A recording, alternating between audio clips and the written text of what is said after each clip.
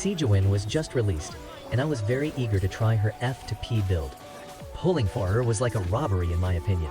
One of the pairing I had in mind was Dia. It was great in paper due to the low base damage of the off-field skill, but the occurrences of the damages were too slow. However, it provides good pacing for reverse melting and or vaping, as it doesn't have an internal cooldown. It's plain to say that she pairs very well with Fiorina, but given that she's a 5-star unit, I would hope that she would have another synergistic pairing with other units as well. Unfortunately, that's where the problem exists, that there really isn't a whole lot of selection in this case. Furthermore, there are other units that can provide more if not better supporting service than she can. We'll start with the pros. She can hold the Ascension buff for 18 seconds. It's a fairly decent duration for a rotation. However, at C0, it can only buff a total of 10 instances of damage, meaning that an AoE can trigger this buff twice in a mob of 5. Let's say that Dia's skill grows from 8k to 20k damage. That is 12k damage in growth multiplied by 10, for a total of 120k damage, plus the staggered healing mechanic and minor hydro application. Is that really justifiable for a 5-star unit? That's not a whole lot in my opinion. There isn't much to consider with her burst skill either, as it takes too much field time and provides too little of a damage. So far, I think the intent of this character is to buff units whose damage majorly comes from their off-field skill, such as Fiorina and perhaps Nahida. But the limited instances of damage is what truly restricts Sigewinne to shine as a 5-star unit. Even Yunjin can provide better damage boost and crystallized shield for a hyper carry. And just to reiterate her playstyle, you pop her in, cast her skill, then hop out. In terms of build, she is definitely one of the easier ones to complete. All you need is HP percent in the feather and flower pieces, and HP percent main stat for the sands, goblet, and circlet from the 2-piece set Tenacity of Millith and 2-piece set Vorukasha's Glow. Unfortunately, you will come short from the 65k HP threshold without her signature weapon. I was really hoping to get the bow, but I ended up getting Fiorina's sword.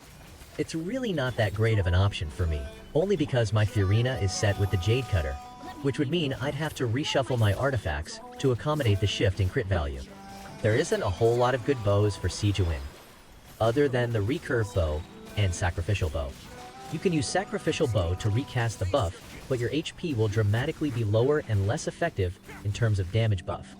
I think the saddest part about Sigewinne is that even if you wail for her, you'd still be left with a mediocre character. Even Dia can provide better utilities for a hyper carry with her damage mitigation and interruption resistance. Dang, I want a refund.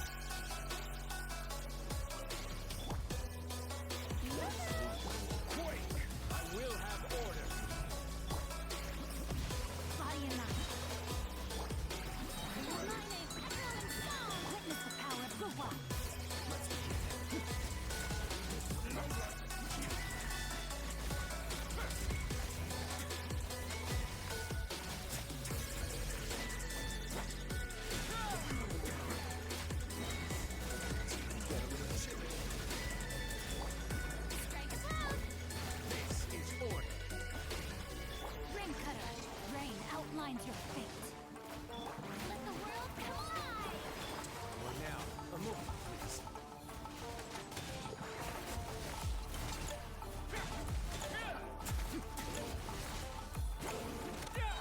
Stay cool. Face your gift. I will have order. Crumble. Let me weave you a verse. Oh, no, my time to shine. Now.